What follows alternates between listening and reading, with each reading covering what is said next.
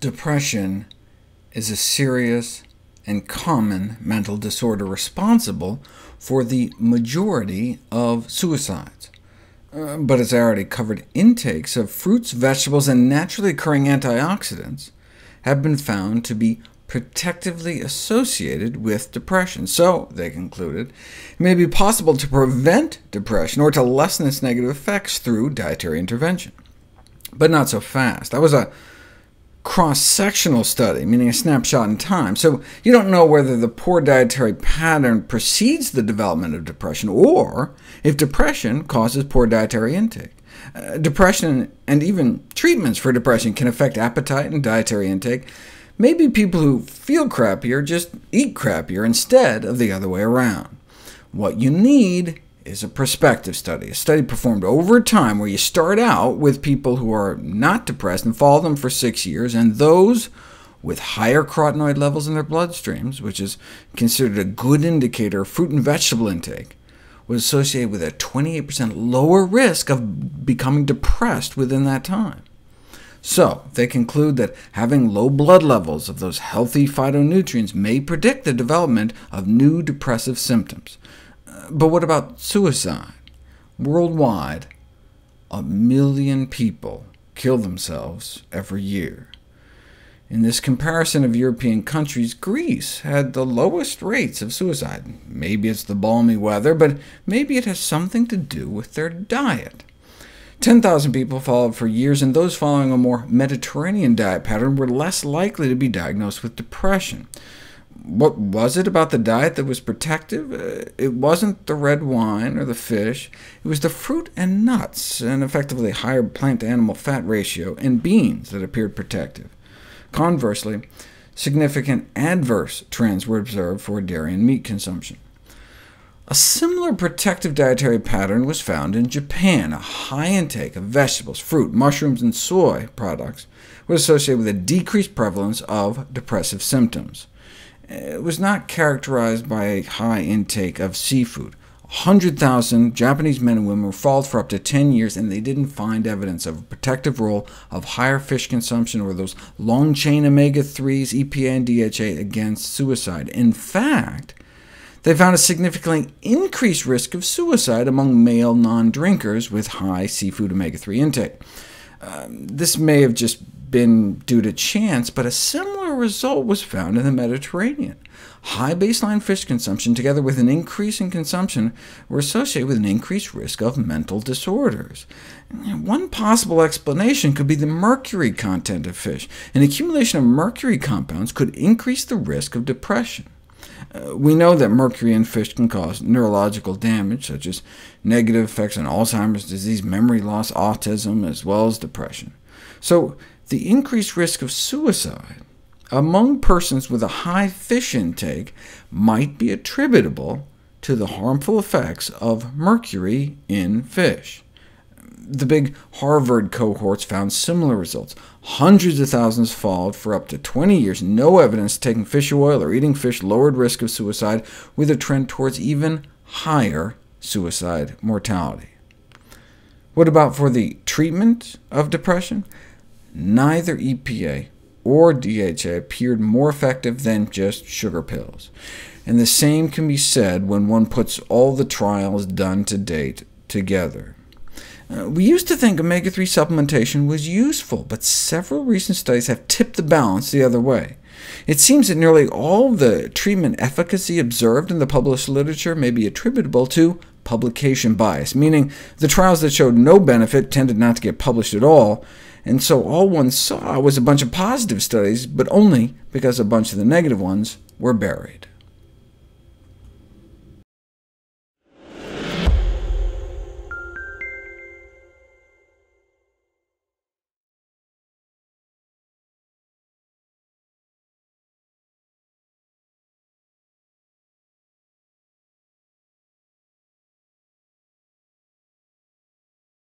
Kamera. 21 51 50. 21 51 50. Saldırgan. Şu anda Saldırganı vurdum Emir arkadaş. 111'de gözükmüyor dayı. Dur şimdi. Burada. Ulan şurada bizim şey var. 111. 111'de gözükmüyor. Oradan bir 458 kamera yapabilir miyiz? 400. Nasıl yapacağız? 458 mi yapacağız? Evet. Tamam ben hallediyorum bunu. Yok, oradan monitörden bakın. 458 mi? Aşağıdaki en alt kat 21 51 50. Oraya şu an şey kurdu. 21 51 En altta. 50. Saldırgan. Şu anda Saldırganı vurdum Emir arkadaş. 111'de gözükmüyor dayı. Dur şimdi burada. Ulan şurada bize bir şey var. 111. 111'de gözükmüyor. Oradan bir 458 kamera yapabilir miyiz? 400. Nasıl yapacağız? 458 mi yapacağız? Tamam ben hallediyorum bunu. Yok, oradan monitörden bakın. Every once in a while, a person with bipolar disorder can get quite aggressive and violent. They may even go into a complete rage. And these aggressive outbursts can even be turned towards themselves in the form of suicide. And as psychiatry would have it, the reasons for these violent outbursts and suicidal tendencies are because you're mentally ill.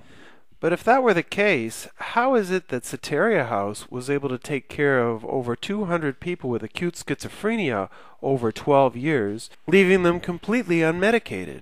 In fact, the book Soteria reports that only 10 minor injuries happened over that time period among the staff members, and no major injuries at all. And what on earth was John Weir Perry thinking at his clinic Diabasis, where he created a rage room which encouraged people to get in touch with their anger and express it in a controlled and protective setting? So once again, I found myself a little confused. Did bipolar disorder cause violence, aggression, and suicide? Or was something else going on beneath the surface? So, to get a deeper understanding of this problem, I went to my bipolar friends at newlightbeings.com, a social network, and I asked them, what do you think made you violent or aggressive? And in another question, I asked them what made them think of committing suicide if they had at all. And what I found out from the responses was that, while yes, when the ego collapses and a person goes into psychosis, there is repressed aggression that can occasionally come out. However, for many bipolar people, our aggression doesn't rear its ugly head until we're in the hands of the system that is supposed to be taking care of us. And at least initially, it's usually the system that is a lot more aggressive with us than we are with it. I've never been violent unless you include struggling to get away from the police, who are violent to me. Then once hospitalized, the person in psychosis will often find themselves in the middle of a violent, absurd nightmare. The confrontation with the cold and violent reality of the hospital, restraining, chemical and physical prisons, was just not understandable to me. I only became aggressive when trying to defend myself from needles or other perceived threats. When I got to the hospital, I got strapped to a bed, and the doctor came in with a big needle. I started yelling really hard, "You are killing me! You are Bush!" Speaking personally, I think that my aggression came out of the deep knowledge that I was experiencing something vitally important and sacred, and that my hospitalization was interfering with this process. Or as one new light being described, I believe this rage is some form of primal defense or warning. Try and remove a lion cub from the pride, and the lioness will stop at nothing to kill you. She doesn't display this rage out of love for her cub, no. She's in a rage because you're fucking with evolution. Once through the initial trauma of hospitalization, the bipolar person then has to face their warm and friendly psychiatrist. I got angry in the MD's office with my husband and father. I was trying to talk to my husband and explain my paranoia when the MD told him not to listen to me. That was very insulting and frustrating.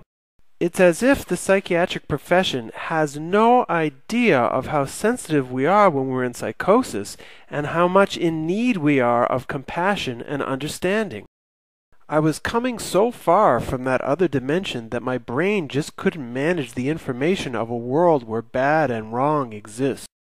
I was obsessed with the idea of spiritual freedom, and in my view I was being persecuted by the machine in an attempt to suppress me and imprison me in their narrow view of a bleak reality.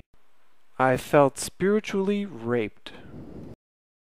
And then, if you're lucky enough to get out of the hospital, the medications have an effect all of their own, particularly when you're trying to withdraw off of them. I am certain that my anger, in fact my entire manic episode, was caused when my doctor reduced my meds without proper gradual tapering. Ritalin is apparently something nobody should go on because it causes uncontrollable fits of rage when it wears off. Effexor, an evil poison if there ever was one. The bipolar New Light beings also felt that medications had a very strong connection to the suicidal tendencies as well. Feeling like you're poisoning yourself every time you put a chemical clump of crap into your mouth is a slow form of suicide in some ways, isn't it? It was for me. To me, the reasons for wanting to kill yourself are much more complex, but the relationships to meds can be a hell of a good trigger. But it's not only the world of psychiatry that can make us violent, angry, and suicidal, it's the way we're received by our friends and family as well. Only one of my friends stuck around from that part of my life. What hurts me most is how they look at me like I'm the Frankenstein monster, and how they disregard everything I say because I'm crazy to them. Most of my family talks to me like I'm a dummy, and they're scared to be in the same room with me. Or for those who are more spiritual, they think I'm a witch and that's why I'm punished for life with this disease. Realizing that my family and friends would only accept me again if I would surrender to lifelong medication, I took an overdose of liquid anesthetic. So while it may not be this way for everybody, many bipolar people, once diagnosed, find themselves marginalized and pathologized by society, and with a much dimmer future than they had planned staring them in the face.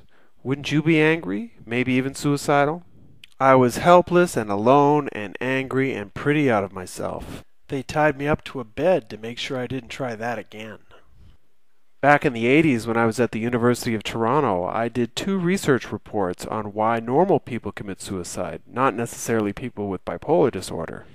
And what I found among these so-called normal suicidal people was that the main reason that they wanted to kill themselves was exactly the same as why a bipolar person would want to kill themselves: infinite hopelessness. In the long run, the worst message you can give to a human being is to tell them that their psychological and spiritual problems are biochemical disorders or diseases, because it disempowers them. Dr. Peter Breggin, author of Your Drug May Be Your Problem. So, with this deeper understanding of why people are aggressive and suicidal, maybe we can start to understand this suicide note written by one of our New Light beings. I beg for God to please have mercy on my soul. My soul is only the victim of my mind. Please release me of this world that shows no mercy to me, and allow my body to lay in the ground. Float my soul to the sky. Forgive me of my sins. I have been in agonizing pain for 12 years. Fortunately for all of us, especially her son, Allison, survived that suicide attempt, and actually attributes the survival to a new, more spiritual outlook on life. Allison, I hope you don't mind me stealing a few words from your page at New Light Beings. My internal suffering has saved my soul. I am deeply and madly in love with this soulful ride I experience inside my human shell. So am I, Allison. So am I.